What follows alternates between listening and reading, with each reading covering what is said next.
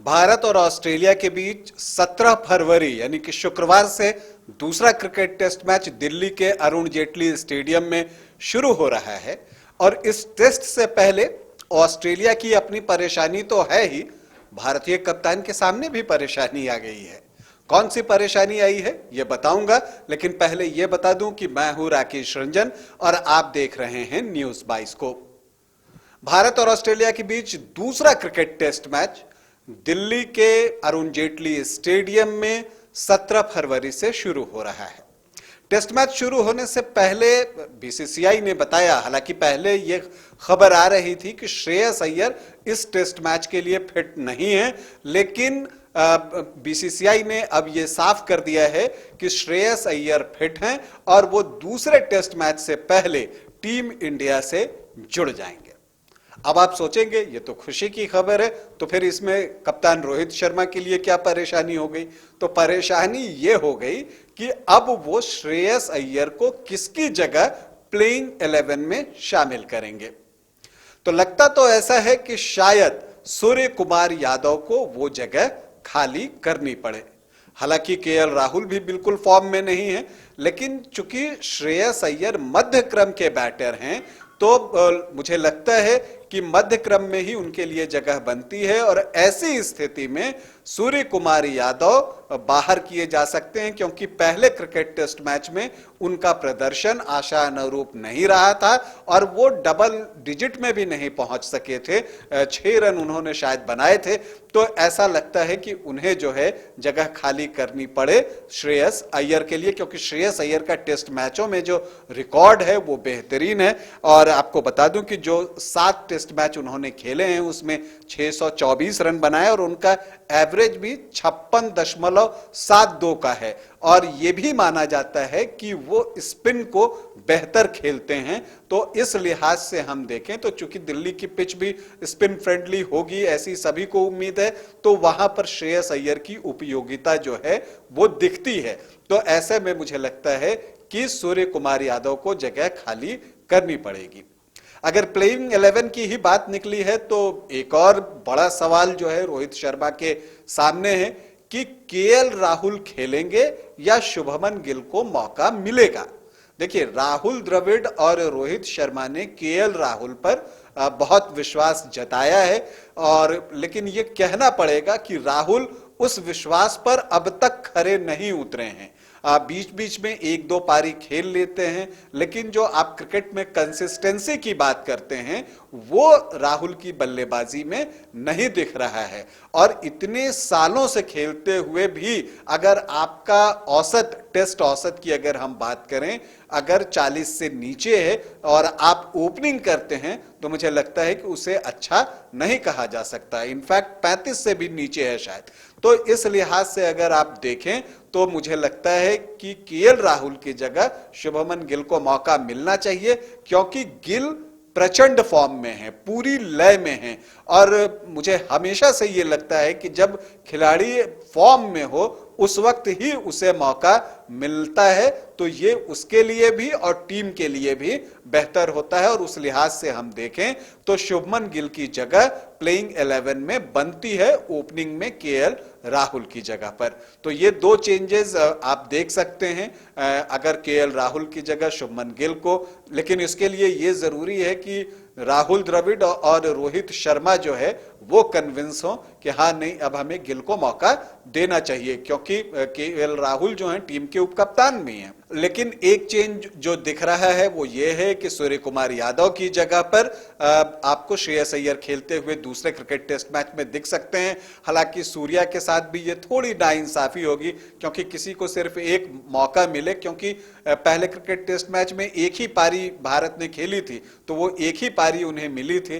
तो आप कह सकते हैं कि एक पारी किसी का भी खराब जा सकता है, तो वो और डिजर्व करते हैं। लेकिन समस्या यही है कि श्रेयस अय्यर टेस्ट मैचों में लगातार अच्छा प्रदर्शन कर रहे हैं। तो ऐसी स्थिति में कप्तान क्या फैसला लेते हैं ये तो 17 फरवरी को टॉस के वक्त ही पता चलेगा। इसके अलावा अगर हम बात करें तो एक और चेंज जिसकी सुगबुगाहट है, चर्चा है, वो ये है कि अक्षर पटेल खेलेंगे या कुलदीप यादव खेलेंगे। देखिए, अक्षर ने जिस तरह का बैटिंग प्रदर्शन जो है वो नागपुर में किया है उसके बाद लगता है कि वो खेलेंगे, क्योंकि बैटिंग में वो कुलदीप से कोसों आगे हैं। लेकिन जहां तक गेंदबाजी की बात है तो कुलदीप जो है चाइना मैन बॉलर हैं, तो वो एक वेरिएशन जो है जरूर देते हैं। और ऑलरेडी रविंद्र जडेजा आपके पास हैं ही लेफ्ट आर्म ऑर्थोडॉक्स। हालांकि जडेजा और अक्षर पटेल का जो गेंदबाजी स्टाइल है वो बिल्कुल अलग है, लेकिन इसके बावजूद Kuldeep as a bowler team को के लिए ज्यादा उपयोगी साबित हो सकते हैं। लेकिन अक्षर का भी प्रदर्शन ऐसा नहीं है कि आप उन्हें बाहर ही कर दें। तो ये तीन संभावित चेंज जो है वो दिखते हैं, लेकिन ये बात भी है कि कोई भी चेंज होगा तो वो लगेगा कि इसके साथ नाइंसाफी हुई है, खास करके सूर्या या अक्षर पटेल की अगर हम बात करें तो ये तो हो गई भारतीय टीम की बात और भारतीय टीम की परेशानी की बात। दूसरी तरफ कंगारू टीम है, उन्हें भी प्लेइंग 11 चुनने के लिए अच्छा खासा जो है दिमाग माथा पच्ची जो है वो लगानी होगी। और क्योंकि अब देखिए है क्या कि डेविड वार्नर जो है वो भारतीय पिचों पर अच्छा प्रदर्शन कर पाने में असफल रहे हैं, और जो 9 टेस्ट मैच उन्होंने भारत में खेले हैं उसमें उनका एवरेज जो है 22 के आसपास का है।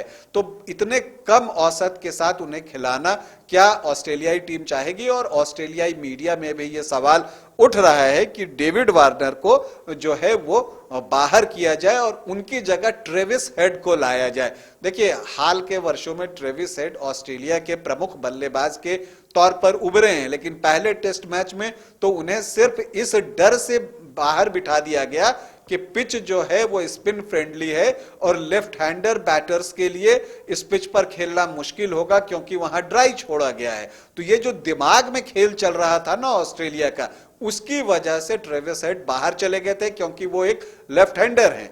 तो अब जो है वो डर जो है शायद निकला हो, तो हो सकता है कि ट्रेविस हेड को मौका मिले, क्योंकि अगर आप हेड को खिलाते हैं तो आपको एक बॉलिंग ऑप्शन भी मिल जाता है। ट्रेविस हेड दाएं हाथ के ऑफ स्पिनर भी हैं, तो वो आपको एक मौका मिल जाता है।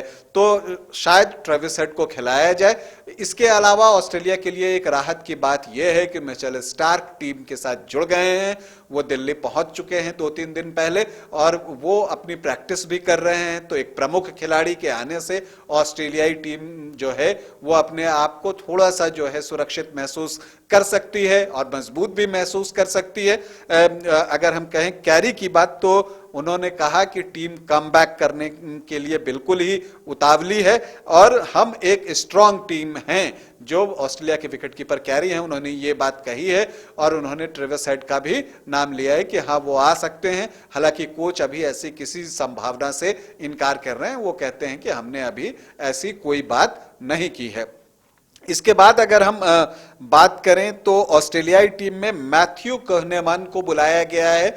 वे स्वेप्सन की जगह आए हैं। स्वेप्सन वापस ऑस्ट्रेलिया लौट गए हैं और कहनेमैन आए हैं। वो लेफ्ट हैंडर बॉलर हैं, लेफ्ट आर्म बॉलिंग करते हैं। और जिस तरह की सफलता रविंद्र जडेजा को मिली नागपुर में और अक्षर पटेल भी प्रभावी दिखे थे, तो एक लेफ्ट आर्म बॉलर को खिलाने के लिए ऑस्ट्रेलियाई टीम मैनेजमेंट जो है वो जरूर सोच रही है। लेकिन सवाल यही उठता है कि कहनेमैन को किसकी जगह पर खिलाया जाए। तो क्या सिर्फ एक बॉलर के साथ कंगारू टीम जाएगी, तेज गेंदबाज के साथ, सिर्फ एक तेज गेंदबाज के साथ, कि कप्तान पैट कमिंस हो?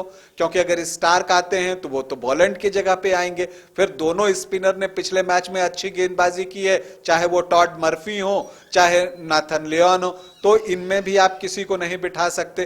तो एक चीज ये देखना हो कि अगर आप एक लेफ्ट आर्म बॉलर को इंक्लूड करना चाहते हैं तो किसकी जगह पर कर सकते हैं। तो वैसी स्थिति में आपको सिर्फ एक तेज गेंदबाज के साथ जाना होगा। तो उसके लिए एक और कंडीशन है। उसके लिए कंडीशन यह है कि ग्रीन फुल्ली फिट हो, तो वो रेनशॉ की जगह पर टीम में आ सकते हैं। वो तेज गति की गेंदबाजी करते हैं, प्योर ऑलराउंडर हैं, लेकिन उन्हें फिंगर इंजरी है, ये सभी जानते हैं। इसी वजह से वो पहला टेस्ट मैच नहीं खेल पाए थे।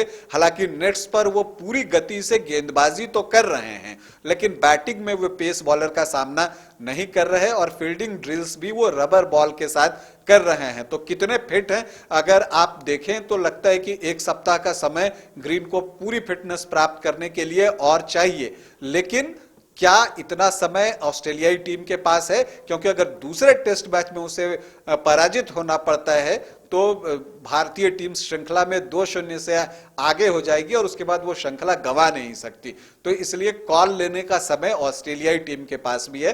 तो एक दिलचस्प मुकाबले की उम्मीद हम कर रहे हैं। दिल्ली में सारे टिकट बिक चुके हैं, तो इसी से आप अंदाजा लगा सकते हैं कि इस टेस्ट मैच की प्रतीक्षा लोग किस तरह से कर रहे हैं। तो देखते हैं आगे क्या कुछ होता है। जो कुछ भी होगा वो बताने के लिए हम आपके पास जरूर आएंगे। अभी के लिए इतना ही, इजाजत दें, नमस्कार। 4 धामों में से एक रामेश्वर धाम सहित तिरुपति बालाजी, कन्याकुमारी, मदुरई, मां मीनाक्षी देवी और श्री मल्लिकार्जुन ज्योतिर्लिंग का झारखंड में सबसे कम दर पर सब परिवार दर्शन लाभ का अनुपम अवसर। संपर्क करें मां कामाख्या धार्मिक रेल यात्रा, केसरी नर्सिंग होम, टहला तल्ला, पिस्का मोड़, रांची।